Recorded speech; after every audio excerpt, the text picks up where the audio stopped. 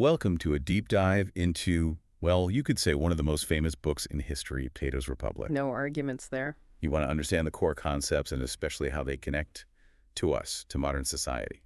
And that's what we're here to do, right? Absolutely. And we're focusing on the Cambridge University Press edition, translated by Tom Griffith. Excellent. So just a heads up, Plato's kind of tackling a big question here. What is justice? Right, one of the big ones. But to understand his answer, we got to know where he's coming from, right? This isn't just some random philosophical exercise. It gets up close and personal for Plato. Yeah, this is Athens, right after the Peloponnesian War. Think chaos, upheaval. Not a pretty picture. No, not at all. The city is reeling from this crushing defeat, and now they're under the thumb of what they called the 30. It was an oligarchy. Basically, they rolled in and started a reign of terror. Reign of terror. Executions? Oh, yeah. Executions, property seizures, they really clamped down. Anyone who even looked like they disagreed, silenced. Wow. Talk about a crash course in politics. Yeah. Hard to imagine even thinking straight with all that going on. And here's where it gets really interesting. Plato's family. They're right in the middle of it. No, really? Oh, yeah.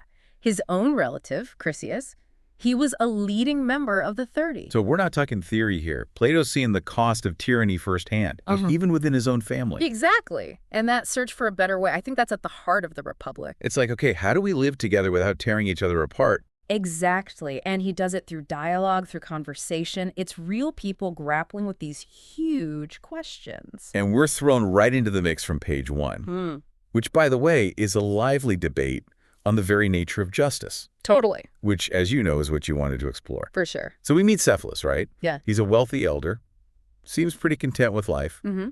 And his son, Polemarchus, who's a little more ready to, jump into a good philosophical debate. Right. A bit more fiery. So Cephalus gives us, like, what you'd consider the standard definition of justice. The common sense one. Being truthful and paying your debts. Right. Sounds simple enough? Even he admits it's not always so clear-cut. Yeah, he uses that example of returning a weapon to someone who's gone mad. Right. Like, is that really? It makes you think. Where do you draw the line? And that's what Plato wants us to do, to wrestle with that. Because if justice is just about following the rules no matter what happens when those rules are made by someone like, well, the 30? Good point. It's like he's setting the stage for a much deeper dive into what it means to actually live justly. Yeah. And that's when Thrasymachus makes his entrance. Oh, boy. Right. This guy's a firecracker. He's not afraid to stir the pot. No, he is not. He is not afraid to challenge those ideas. And he throws down this challenge. Yeah. Justice is simply what is good for the stronger. Hold on.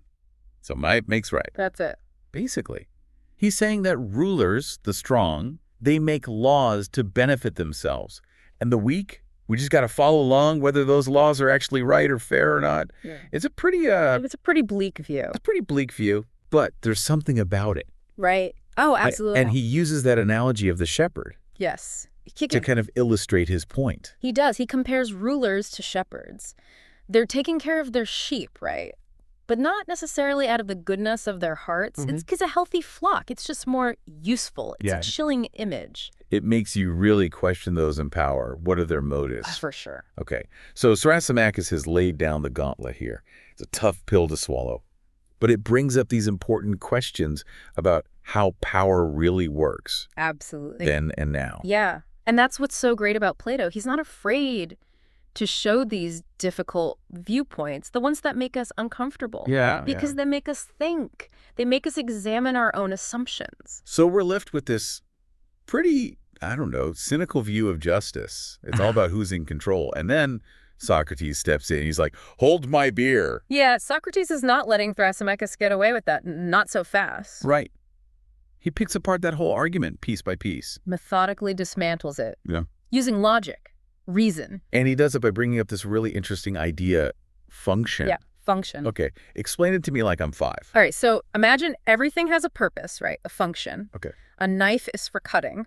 Makes sense. An eye is for seeing. Sure. And when something does its job well, that's excellence, right? Or artotate, as they called it in ancient Greece. So a well-made knife that, cuts cleanly, that's an excellent knife. Exactly. Okay, I'm with you so far. So Socrates applies this to the human soul. He says the soul, it also has a function. Which is? To live a good life. Okay. And justice. Justice is the soul's excellence. That's how it functions at its So being just is like having like a finely tuned soul that lets you live a good life. It's not just rules. It's something like deeper than that. Yes, it's about inner harmony, well-being. So he's turning Thrasymachus' whole argument on its head. He's saying justice isn't about power. It's about living a fulfilling life. It's about being in tune with yourself, with your purpose. That's a game changer. Okay, Yeah. but how do you actually build a society where this kind of justice can flourish? Well, this is where Socrates gets really ambitious. He wants to design the perfect city. Wait, really? A city that, like, embodies justice in its very structure. He calls it Callipolis. Callipolis. Okay, so this is like the big leagues. This is Plato's ideal city, the one everyone talks about. The one and only. So how's it work? What makes it so special? Okay, so Callipolis, it's all about these three main classes of citizens. You've got the philosopher kings. Philosopher kings. Yeah. He's putting philosophers in charge. He is. I mean, I love a good philosophical debate, don't get me wrong, but running a city, that's a different ball game. It's a tall order. And Plato knew people would react that way, but he believed that philosophers, because they love wisdom and truth. They're like truth seekers. Yes. Yes. They're the ones who are uniquely qualified to rule. So it's not about power for these philosopher kings. It's about, like, serving the greater good. Exactly. Ruling with wisdom and justice, always looking out for what's best for everyone. And to do that, Plato gets pretty radical. He thinks they shouldn't have any private property. Whoa, really? No private property for the philosopher kings. Interesting. Yeah, no fancy palaces, no distractions.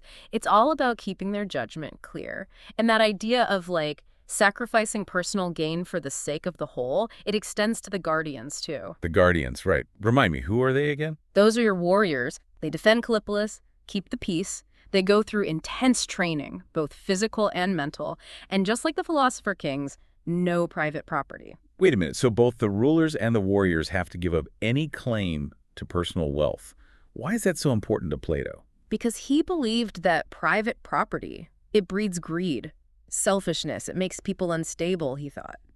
It was about making sure both the guardians and those philosopher kings were totally dedicated to the city, to the people. No risk of them getting caught up in real estate scandals or, like, stock options. Exactly. And that commitment to the collective goes even further. Oh. Children in Callipolis, Yeah. raised communally. Communally, like they don't know who their parents are. It's a trip, right. But Plato thought traditional families, they create all these divided loyalties. Okay, So he wanted everyone to feel like they belong to each other, to the city. So everyone in Callipolis grows up thinking of each other as family, with the city itself as their home. I mean, that's a pretty radical departure from how we usually think about things. Totally. But it all ties into his vision of a truly unified and harmonious society. And this whole idea of unity and shared purpose really comes through in Plato's thoughts on education, which, by the way, he takes very, very seriously. Oh, yeah. Education was huge for Plato. I bet. And we're not just talking about, like, learning your ABCs and how to do long division here. No. For Plato, education wasn't just about filling your head with facts. It was about building character, about instilling virtue, about creating citizens who would live up to the ideals of Callipolis. Makes sense. And a big part of that, controlling the information they were exposed to. Ah, here we go. So we're talking censorship.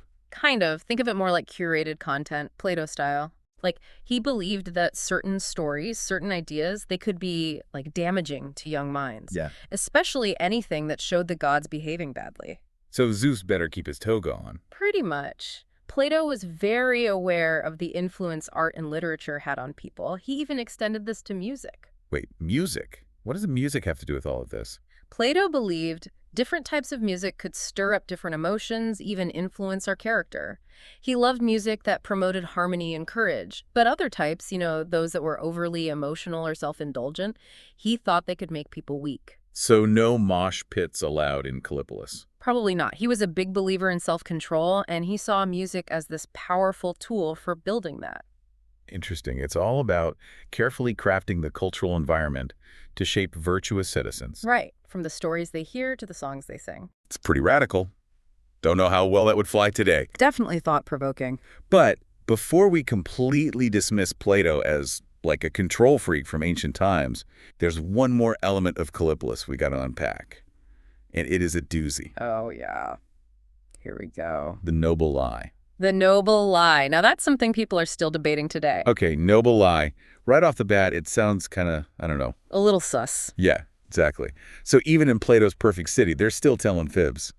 Well, it's not like your average white lie. Think of it more like this big foundational myth, a story the rulers tell everyone to explain how things work, how to keep things running smoothly. Okay, I'm intrigued, but still skeptical. What kind of story are we talking about here? Hit me with it. So, picture this.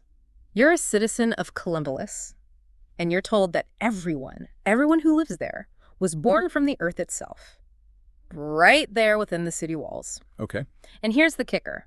Depending on what kind of metal is mixed in with your soul. Wait, what? Metal in your soul? Yeah, it's a metaphor, but it's a powerful one. So gold, silver, bronze, or iron that determines your natural place in society. So if you're a gold soul, you're destined to be a philosopher king. Yeah. Silver's for a guardian and so on. Bingo. I guess that's one way to get people to buy into the whole class system. Right. It creates this sense of like destiny. Everyone has a place where they belong. It's meant to be. And because those roles are like divinely ordained, Yeah. people are less likely to rock the boat, even if they're not, at the very top. I get the logic, I guess. Yeah. But isn't that, I don't know, kind of manipulative? Like, if you have to lie to people to keep them in line, maybe it's not such a perfect system after all. That's the million-dollar question, isn't it? And it's something philosophers have been going back and forth on for centuries. Is it ever right to lie? Even if it's for what you think is the greater good. Plato really wrestled with this, and he ultimately said that sometimes, in certain cases, like to keep the peace, to make sure society doesn't fall apart, a noble lie might be the only way. Wow. That's a tough one. Makes you think about truth versus stability, even in a society that's supposed to be all about justice. For sure. And that's the thing about the Republic. It's not about giving you easy answers, right? It's about making you grapple with these tough questions, to think about things from different angles, to really examine your own ideas about how society should work. And that's what makes it so relevant today, right? Absolutely. We're still dealing with these same issues. Power, justice, building a society that works for everyone. It's timeless. And while we might not agree with everything Plato says, I mean, the noble lie is a tough one to swallow. It is. But you got to respect his goal. He wants to create a better world. And I think that's something we can all get behind. For sure. So what are the key takeaways you hope our listeners will walk away with from our deep dive into the Republic? Well, first off, I want them to realize how groundbreaking and influential this text is. I mean, even now, all these centuries later, Plato's ideas about justice, about what an ideal society could be, they're still relevant. They're still sparking debate. It's not your typical light reading. Not exactly a walk in the park, but seriously, it's a journey worth taking. And that whole concept of justice, not just being about laws and rules, but about the inner state of our souls, that's huge. When we as individuals strive to live justly, that's how we lay the groundwork for a more just world. It's a powerful idea. And whether or not you agree with all the details of his perfect city, you have to admire his ambition. 100%. We Yeah. can all learn from that. Keep asking the big questions. Never stop looking for ways to make the world a better, more just place. Starting with ourselves and then rippling outward. Couldn't have said it better myself. And to all our listeners, keep those philosophical gears turning. Who knows? Maybe you'll come up with an even better version of Callipolis. Right. Now that would be something. We'd love to hear your thoughts. Thanks for joining us on this deep dive.